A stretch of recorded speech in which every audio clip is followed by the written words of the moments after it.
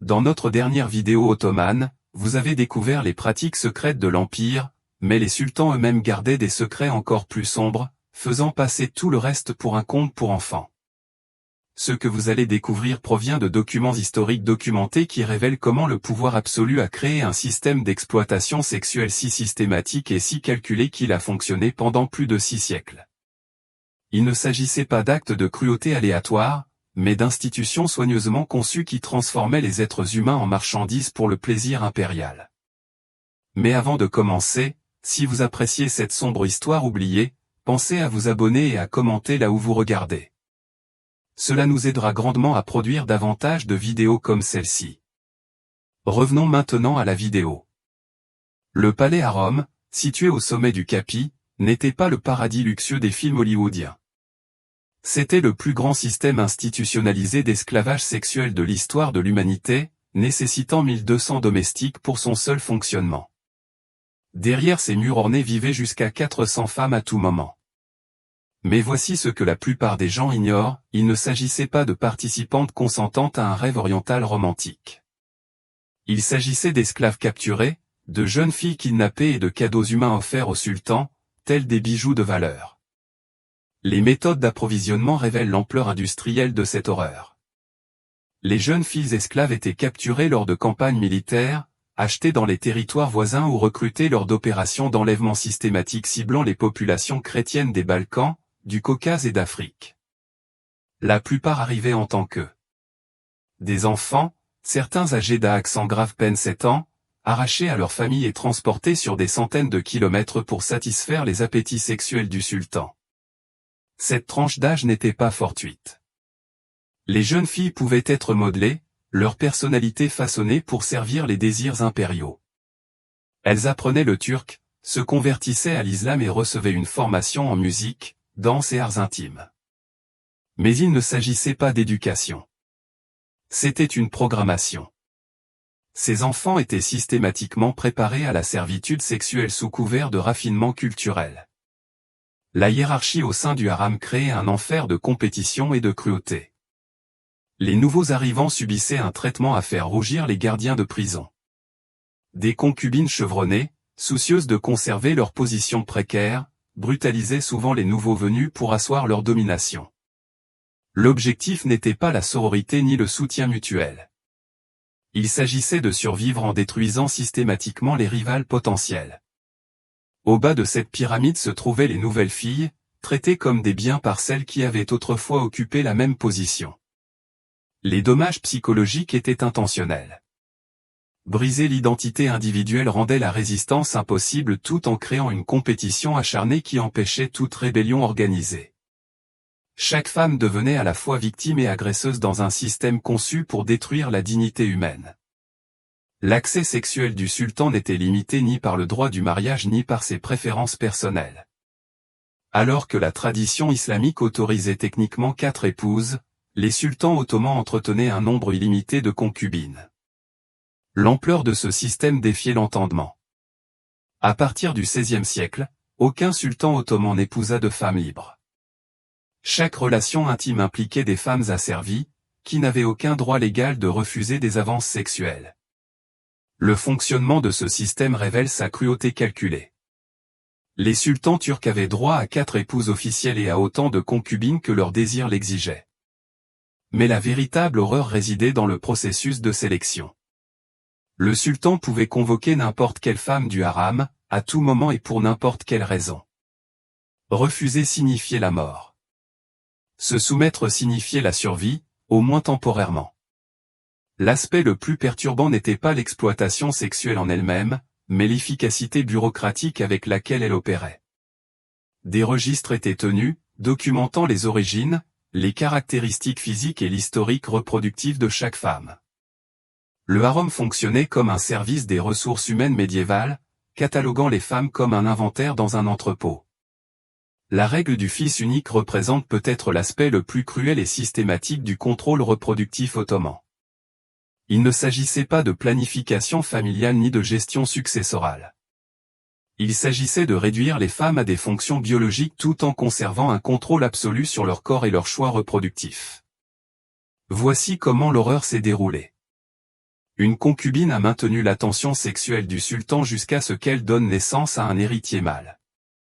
Dès qu'elle a donné naissance à un fils, sa relation intime avec le sultan a pris fin définitivement. Aucune exception, aucun recours, aucune considération pour ses sentiments ou ses désirs.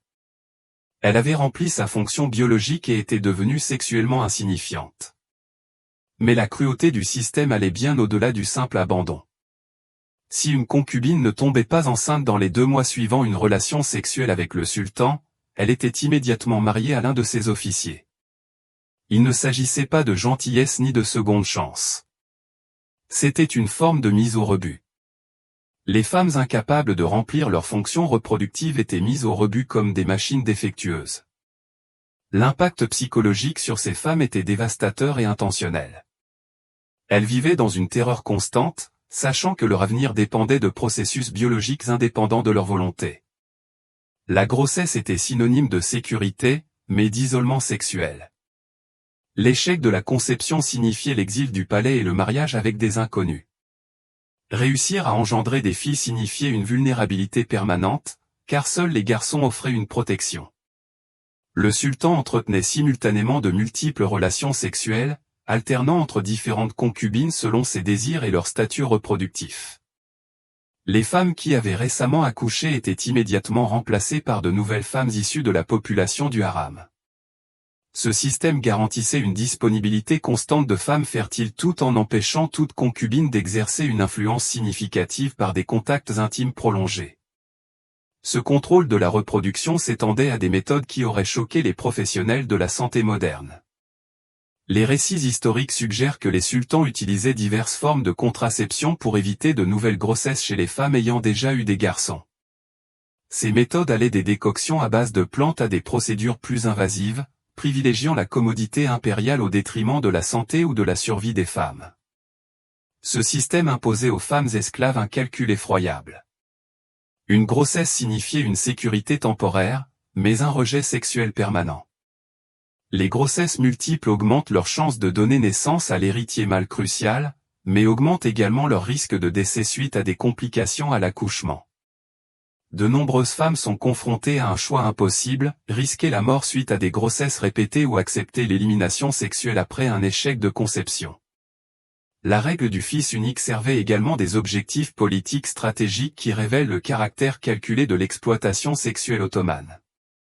En empêchant les concubines de donner naissance à plusieurs héritiers mâles, le système réduisait les conflits de succession potentiels tout en maintenant des lignes d'autorité impériale claires.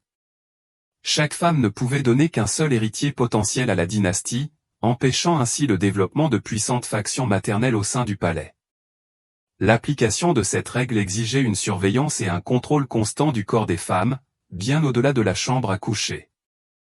Les médecins du palais surveillaient les cycles menstruels, documentaient les grossesses et signalaient l'état reproductif directement aux administrateurs impériaux. Les fonctions biologiques les plus intimes des femmes devinrent des questions de sécurité d'État et de gestion administrative. Mais le contrôle de la reproduction n'était que le début d'un système qui allait rendre les défenseurs modernes des droits de l'homme physiquement malades. La loi fratricide régissant la succession créa une culture de meurtre de masse institutionnalisée qui transforma les relations familiales en condamnation à mort. Et lorsque des sultans comme Ibrahim le Fou combinaient un accès sexuel illimité à des délires paranoïaques, les résultats furent des atrocités qui défient l'entendement. Les fondements avaient été posés par des siècles d'exploitation sexuelle systématique. Mais les sultans qui exerçaient ce pouvoir allaient prouver qu'une autorité absolue combinée à des déviances sexuelles pouvait engendrer des monstres dont les actes choquent encore les historiens aujourd'hui. Ce qu'ils ont fait de ce système de propriété humaine révèle une cruauté telle que tout ce que nous avons vu jusqu'ici ressemble à de la miséricorde. La loi fratricide représente la pratique la plus systématiquement horrible de l'histoire de la dynastie ottomane, elle institutionnalise le meurtre de masse au sein même de la famille royale. Il ne s'agissait pas d'une ancienne coutume barbare née naturellement. Il s'agissait d'une politique délibérée, codifiée dans la loi par Mehmed le Conquérant, qui officialisa le meurtre des frères comme une obligation légale pour les nouveaux sultans. La justification de cette loi révèle la logique perverse du pouvoir absolu. Selon le décret officiel, tout prince ottoman accédant au trône avait le droit légal et l'obligation morale d'exécuter tous ses frères. Cela n'était pas présenté comme de la cruauté, mais comme une mesure d'État nécessaire pour prévenir les guerres civiles et les conflits de succession. La stabilité de l'Empire importait plus que les vies humaines, même royales. L'ampleur de ces massacres pouvait être stupéfiante. Lorsque Mehmed III devint sultan en 1595, il ordonna immédiatement l'exécution de 19 frères. 19 hommes, tous membres de la famille royale, furent étranglés avec des cordons de soie en une seule journée, car leur existence menaçait l'unité impériale. Ce n'étaient ni des ennemis ni des rebelles. C'étaient les fils du même père, élevés dans le même palais, assassinés pour le crime d'être nés de sexe masculin. La méthode d'exécution était délibérément ritualisée afin de préserver la fiction de la dignité tout en garantissant l'élimination complète des menaces. Les princes royaux étaient étranglés avec des anneaux de soie par des bourreaux sourds-muets qui ne pouvaient entendre leurs derniers mots ni leurs supplications. La soie symbolisait le respect du sang royal, tandis que les bourreaux sourds-muets empêchaient les appels de dernière minute d'atteindre des oreilles compatissantes. L'impact psychologique sur les membres survivants des familles fut dévastateur et intentionnel. Les mères regardaient leurs fils tuer leurs autres fils, sachant que s'opposer au camp fratricide signifiait leur propre mort. Les épouses de princes exécutés devinrent veuves du jour au lendemain. Leurs enfants, orphelins par décret impérial. Le traumatisme se propagea de génération en génération, créant une famille royale où l'amour était dangereux et les liens familiaux potentiellement mortels. La loi créa une culture de terreur qui s'étendit bien au-delà de la crise de succession immédiate. Les princes grandirent en sachant que leurs frères étaient leurs bourreaux potentiels, tout en comprenant que leur propre survie pouvait dépendre du meurtre de leurs proches. Les jeux d'enfance devinrent des répétitions pour de futures fraternités, et l'affection fraternelle un luxe qui pouvait s'avérer fatal. Mais même ce meurtre familial systématique n'est rien comparé à la dépravation sexuelle de certains sultans qui exerçaient un pouvoir illimité sur des vies humaines. Ibrahim le Fou incarne l'apogée de la violence sexuelle ottomane. Un dirigeant dont l'accès illimité et l'instabilité psychologique ont fait de lui l'un des prédateurs sexuels les plus prolifiques de l'histoire. Le comportement sexuel d'Ibrahim a transcendé la simple exploitation et s'est transformé en viol systématique, une pratique impériale. Ces agents ont sillonné Constantinople, identifiant des femmes séduisantes pour les enrôler de force dans son haram personnel. Les demandes en mariage d'Ibrahim n'étaient pas des demandes, mais des ordres appuyés par l'autorité impériale et appliqués par la violence. Le cas de la fille du Grand Muit révèle qu'aucune femme, quel que soit son statut social ou la protection de sa famille, n'était à l'abri des exactions d'Ibrahim. Lorsque le Grand Muit refusa la demande en mariage d'Ibrahim pour sa fille, conscient de la réputation du sultan, la réponse d'Ibrahim fut prompte et brutale. Il ordonna que la jeune fille soit saisie et emmenée au palais où il la viola à plusieurs reprises pendant des jours avant de la rendre à son père, en signe de pouvoir absolu. Il ne s'agissait ni de passion ni de romance. Il s'agissait d'une guerre psychologique calculée visant à briser la volonté d'adversaires potentiels tout en satisfaisant les appétits sexuels compulsifs d'Ibrahim. Le message était clair pour tous les pères de l'Empire. Vos filles vivent selon le bon plaisir du sultan, et l'autorité religieuse ne vaut rien face aux désirs impériaux. Le traitement réservé par Ibrahim à son harem officiel révèle l'ampleur industrielle de ces violences sexuelles. Les récits historiques décrivent comment il alignait des concubines vierges dans les jardins du palais, passant de l'une à l'autre tel un prédateur éliminant ses proies. La déshumanisation était totale et intentionnelle. Ces femmes n'étaient pas des individus dotés de noms, de sentiments ou de droits. Elles étaient des objets interchangeables, destinés à la consommation impériale. Les pièces tapissées de miroirs où Ibrahim menait ses orgies représentent l'expression ultime de la violence sexuelle narcissique. Il transformait les rencontres intimes en performances théâtrales où son propre reflet se multipliait à l'infini, faisant du sexe un monument à son pouvoir et à ses appétits. Les femmes impliquées étaient réduites à l'état d'accessoires dans un théâtre sexuel élaboré destiné à glorifier la fertilité et la domination du sultan. Les chiffres associés au comportement sexuel d'Ibrahim révèlent le caractère systématique de son exploitation. Il aurait entretenu des relations intimes avec 24 concubines différentes en une seule journée, traitant le sexe comme une campagne militaire avec des quotas à atteindre et des territoires à conquérir. En 7 ans, ses concubines lui donnèrent 18 enfants, preuve des exigences sexuelles incessantes qu'il imposait aux femmes sous son emprise. Mais la paranoïa d'Ibrahim allait finalement conduire au massacre le plus horrible de l'histoire du haram. Une atrocité si choquante que même les chroniqueurs ottomans contemporains peinèrent à la documenter intégralement. La noyade massive de tout son haram constitue la démonstration ultime de l'impuissance totale des femmes dans le système ottoman. L'incident a débuté par la manipulation et la jalousie, éléments classiques de la politique du haram, que l'esprit instable d'Ibrahim a transformé en meurtre de masse. Sivar Sultan, l'une de ses concubines préférées, l'aurait informé qu'une autre femme du haram avait été compromise par un étranger. Elle n'a fourni aucun nom, aucune preuve, juste une accusation murmurée qui a alimenté les délires paranoïaques d'Ibrahim concernant la trahison et l'infidélité sexuelle. La réponse d'Ibrahim révèle la profondeur de son instabilité psychologique et le pouvoir illimité qu'il exerce sur la vie des femmes. Il a exigé des informations sur ce mystérieux traître, menant des interrogatoires et des enquêtes qui n'ont abouti à aucune preuve, aucun crime n'ayant été commis. Mais l'absence de preuves importait peu à un sultan dont la parole était la loi absolue et dont la paranoïa avait anéanti toute capacité de raisonnement. Aucun traître n'ayant été découvert malgré des jours d'enquête, Ibrahim prit une décision qui choque encore les historiens des siècles plus tard, il ordonna l'exécution de tout son haram. 280 femmes n'avaient commis aucun crime, si ce n'est celui de se trouver dans l'espace même où une accusation sans fondement avait été portée. La méthode d'exécution était conçue pour une efficacité maximale et un minimum de désagréments impériaux. Chaque femme fut attachée dans un sac lesté et jetée dans le détroit du Bosphore où elle se noya comme une cargaison indésirable. Pas de procès, pas d'examen individuel, ni de considération pour l'innocence ou la culpabilité. Juste un massacre fondé sur les soupçons paranoïaques d'un dirigeant absolu qui considérait les femmes comme des biens jetables. L'exécution fut menée avec une efficacité bureaucratique qui donne au génocide moderne une apparence désorganisée.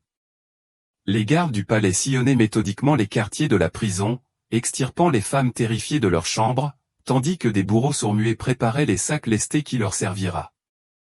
Yan de cercueil. Les femmes savaient exactement ce qui se passait. Leurs cris résonnaient dans des couloirs témoins de siècles de souffrance, mais rien de comparable à l'élimination systématique d'une population entière. Une seule femme a survécu à ce massacre maritime. Et sa survie révèle le caractère aléatoire de la justice d'Ibrahim. Elle réussit à déchirer son sac sous l'eau et à nager jusqu'au rivage, où elle fut découverte par des pêcheurs qui crurent d'abord assister à un événement surnaturel. Son témoignage est le seul témoignage direct de ce que l'on ressentait lorsqu'on était assassiné en masse par décret impérial, décrivant la terreur de la noyade tout en sachant que des centaines d'autres femmes subissaient le même sort.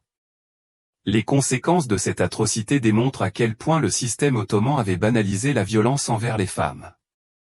Aucune enquête n'a été menée, aucun châtiment n'a été infligé aux auteurs de ces meurtres, et aucun document officiel ne documentait les noms et les origines des victimes. 280 êtres humains ont tout simplement disparu de l'histoire. Leur mort fut traitée comme une affaire administrative mineure dans le cadre plus vaste de la gouvernance impériale. La déposition et l'exécution d'Ibrahim ne furent pas dues à son traitement des femmes, mais à son comportement erratique qui menaçait l'efficacité militaire de l'Empire. Le viol systématique, la noyade massive, les violences sexuelles qui terrorisèrent une ville entière. Aucun de ces crimes n'a motivé sa destitution. Ce n'est que lorsque sa folie a commencé à affecter la collecte des impôts et les campagnes militaires que le système impérial s'est finalement retourné contre lui. Mais Ibrahim n'était pas une aberration. Il était l'aboutissement logique d'un système qui lui accordait un accès sexuel illimité et un pouvoir absolu sur les vies humaines. D'autres sultans, comme Mourad IV, ont démontré comment les dysfonctionnements sexuels et l'autorité politique pouvaient engendrer des monstres terrorisant des populations entières par la violence sexiste. La relation de Mourad avec les femmes révèle comment les traumatismes de l'enfance et un pouvoir illimité pouvaient transformer le désir sexuel en meurtre systématique.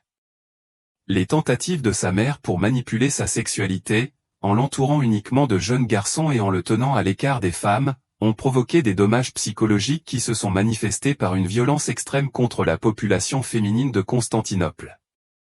Les conséquences ont été horribles et publiques. Mourad s'échappait du palais à minuit, armé de son épée, et errait dans les rues, tuant toutes les femmes qu'il croisait. Sa violence visait spécifiquement les femmes, prétextant l'entraînement au tir à l'arc pour assassiner celles qu'il croisait en traversant la ville à cheval. Il ne s'agissait pas d'une folie privée confinée aux murs du palais. C'était un terrorisme public qui transformait la capitale de l'Empire en terrain de chasse où les femmes risquaient la mort pour le crime d'exister dans l'espace public. L'exploitation sexuelle s'est étendue au-delà du haram, par le biais de systèmes ciblant les enfants de sexe masculin avec la même brutalité. La pratique ottomane consistant à recruter de jeunes garçons comme pages a créé un autre type d'abus sexuel institutionnel, parallèle au système du haram. Ces enfants capturés lors de campagnes militaires ou achetés sur des marchés d'esclaves étaient victimes d'exploitation sexuelle déguisée en éducation et en promotion professionnelle. Les danseurs de kek représentent peut-être l'exemple le plus systématique d'exploitation sexuelle des enfants dans la culture ottomane. Dès l'âge de 7 ans, des garçons étaient formés à la danse féminine et aux performances sexuelles, puis exposés dans des tavernes où des hommes adultes se battaient pour avoir l'occasion d'agresser sexuellement ces enfants. La violence associée à ces spectacles était si extrême que le public s'entretuait littéralement, rivalisant pour avoir accès au viol. En 1837, la situation était devenue si chaotique que les autorités interdirent totalement les spectacles en autocar, non pas parce qu'elles reconnaissaient l'exploitation sexuelle des enfants, mais parce que la violence entre les clients perturbait l'ordre public. Le bien-être des enfants systématiquement maltraités n'a jamais été pris en compte dans le processus décisionnel. Le système Unix a fourni la base administrative de toutes ces formes d'exploitation sexuelle, créant une classe d'hommes mutilés dont la castration répondait aux besoins de l'empire de gardiens du haram digne de confiance. Il ne s'agissait pas de volontaires ayant choisi la castration comme carrière. Il s'agissait de prisonniers de guerre et d'enfants esclaves, mutilés chirurgicalement avant la puberté pour servir la politique sexuelle impériale. Le processus d'acquisition révèle le caractère international de cette mutilation systématique. Les Unix blanches provenaient de territoires chrétiens conquis du Caucase, de Géorgie, d'Arménie, de Hongrie, de Slovénie et d'Allemagne. La castration elle-même était pratiquée par des marchands d'esclaves chrétiens et juifs, car la loi islamique interdisait aux musulmans de pratiquer cette procédure tout en leur permettant d'acheter et d'utiliser l'Unix ainsi obtenu. Jusqu'en 1903, la cour ottomane comptait 194 uniques, dont 35 occupaient des postes administratifs importants qui régissaient les systèmes d'exploitation sexuelle de l'Empire. Ces hommes mutilés ont passé leur vie entière à gérer des institutions conçues pour faciliter le viol et les abus d'autrui, créant une bureaucratie de la violence sexuelle fonctionnant avec l'efficacité de n'importe quel ministère. La véritable ampleur des pratiques sexuelles ottomanes révèle une civilisation qui a systématiquement instrumentalisé la sexualité humaine pour maintenir le contrôle politique tout en satisfaisant les appétits personnels de dirigeants absolus. Il ne s'agissait pas d'une barbarie ancestrale ayant évolué naturellement au fil du temps. Il s'agissait d'une politique délibérée, conçue par des administrateurs intelligents qui comprenaient parfaitement ce qu'ils créaient et l'ont maintenu pendant plus de 6 siècles. La documentation subsiste dans les archives ottomanes, les témoignages de diplomates étrangers et les vestiges archéologiques qui confirment les pires témoignages historiques. Ces pratiques ont non seulement façonné l'Empire ottoman, mais ont aussi influencé des conceptions du pouvoir et de la sexualité qui se sont répandues sur 3 continents et continuent d'influencer la géopolitique moderne. L'héritage de ces systèmes va bien au-delà de la simple curiosité historique. La normalisation des violences sexuelles comme outil de contrôle politique, la déshumanisation systématique des femmes et des enfants, la bureaucratisation du viol et du meurtre. Tous ces éléments établissent des schémas de maltraitance qui se répercutent sur la traite des êtres humains modernes, l'esclavage sexuel et les mécanismes de contrôle autoritaire qui persistent aujourd'hui. Comprendre cette histoire ne consiste pas à attaquer une culture ou une religion en particulier.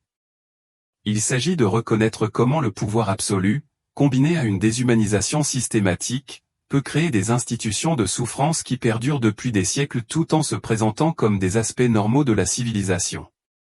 Les pratiques sexuelles ottomanes constituent l'un des exemples les plus complets de l'histoire de la manière dont les structures d'autorité peuvent être conçues spécifiquement pour faciliter et perpétuer la violence sexuelle à une échelle industrielle. Les survivants de ces systèmes n'ont laissé aucun monument, aucun musée, aucune descendance pour préserver leur mémoire. Comme tant de victimes de violences sexuelles systématiques au cours de l'histoire, elles ont été accaparées par les institutions même conçues pour les exploiter. Leurs souffrances ne sont documentées que dans les archives administratives de leurs oppresseurs et les témoignages horrifiés d'observateurs étrangers. C'est cette histoire cachée qu'on n'enseigne pas à l'école. La violence sexuelle systématique a façonné des empires et influencé le développement de régions entières. Les sultans ottomans ont créé un modèle d'exploitation sexuelle qui allait être étudié et reproduit par les systèmes autoritaires pendant des siècles, prouvant que la combinaison la plus dangereuse de l'histoire humaine n'est ni la puissance militaire ni le pouvoir économique, mais une autorité illimitée sur autrui combinée à la suppression systématique des contraintes morales.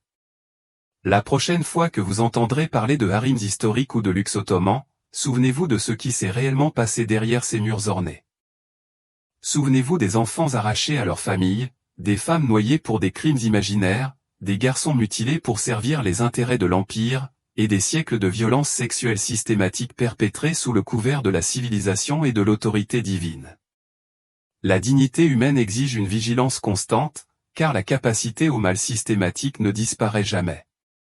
Elle se contente de changer de costume et de mettre à jour ses justifications, tout en poursuivant le même objectif fondamental, la déshumanisation totale des vulnérables au service des puissants.